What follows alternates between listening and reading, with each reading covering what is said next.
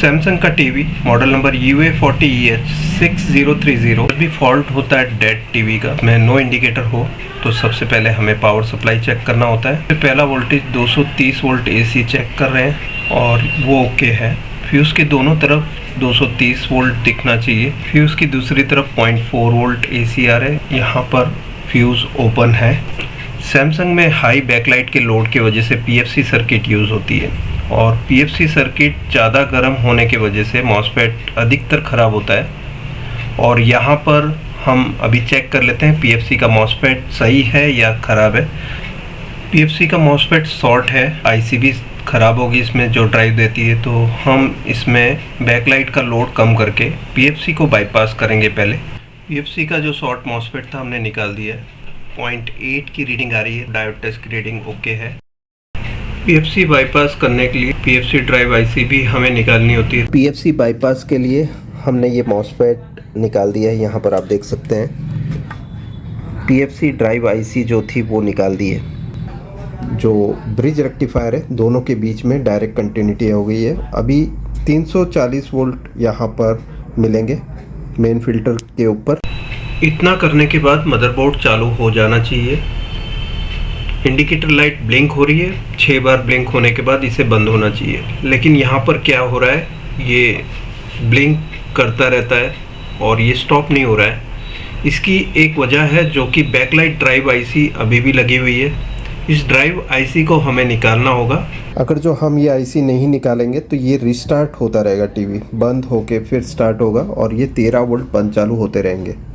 ठीक है, तो अभी हमने क्या किया है, ये IC निकाल दी है, PFC बाईपास कर दिया है टोटली। यहाँ पे आप देख सकते हैं मेन फिल्टर और जो ब्रिज रेक्टिफायर है दोनों के बीच में डायरेक्ट कंटिन्यूटी हो गई है। अभी 340 वोल्ट यहाँ पर मेन फिल्टर के ऊपर।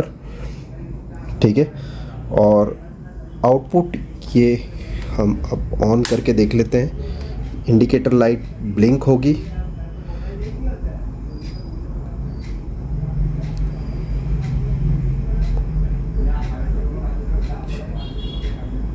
ठीक है, 6 बार ब्लिंक होके बंद हो जाएगी, ये रिस्टार्ट नहीं होगा। अब हमने 12.7 वोल्ट कांस्टेंट लिया है यहाँ पर, जो कि बिना PFC के बन रहा है। लेकिन अब बैकलाइट चलाने के लिए हमें लोड कम करके इसमें अलग से पावर सप्लाई फिट करनी है। मदरबोर्ड अच्छे से चलना चाहिए, तो अभी हम मदरबोर्ड टेस्टर पे चेक कर लेते हैं। यहाँ पर आप देख सकते हैं ये सैमसंग लिखा हुआ आ गया और ये पिक्चर आ गई इसमें।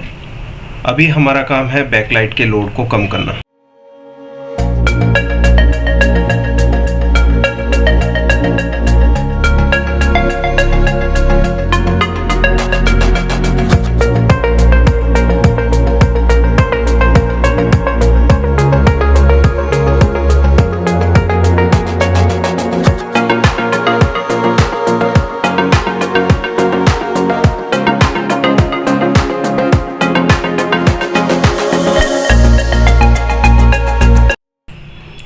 इसमें एक स्ट्रिप में 12 LEDs हैं और ऐसी 5 स्ट्रिप्स लगी हुई है और टोटल नंबर ऑफ LEDs गिनकर इसमें 154 वोल्ट की बैकलाइट है। इसमें हमें सीरीज को पैरेलल करना होगा सबसे पहले। यहाँ पर आप देख सकते हैं एक सीरीज में 12 LEDs हैं और ऐसी 5 सीरीज है और ये पांचों सीरीज को सीरीज बनाने के लिए यहाँ पर वर्टिकल बोर्ड रखा हुआ है। इस वर्टिकल बोर्ड में आपको कनेक्शन जो सीरीज के हैं उसे कट करके पैरेलल करना है। बैकलाइट टेस्टर पे 153 वोल्ट बता रहा है। यहाँ पर ये जो वर्टिकल बोर्ड है जिसमें सीरीज का कनेक्शन है जिससे 153 वोल्ट बन रहे थे, इसे या तो हम निकाल सकते हैं या बीच में से हम कट करेंगे।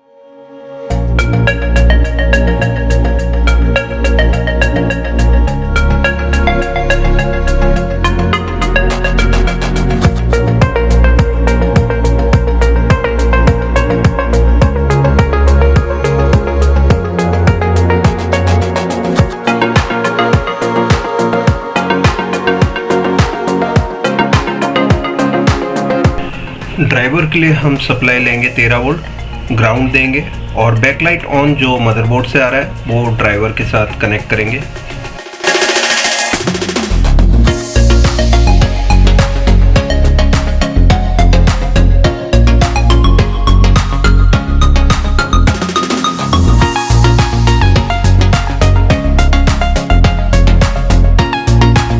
पावर सप्लाई से जो 13 वोल्ट लिए हमने, उसके लिए हमने 4 डायोड पैरेलल में रख के 13 वोल्ट ड्राइवर को दिए हैं।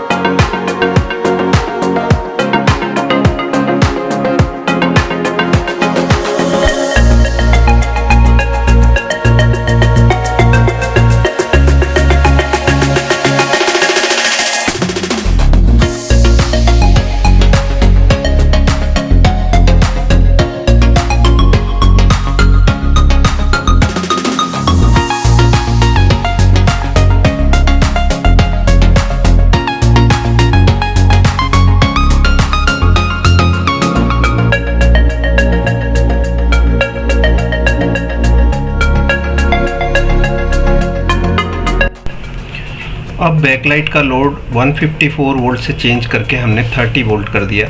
ऑन करने पर 30 वोल्ट बता रहा है बैकलाइट।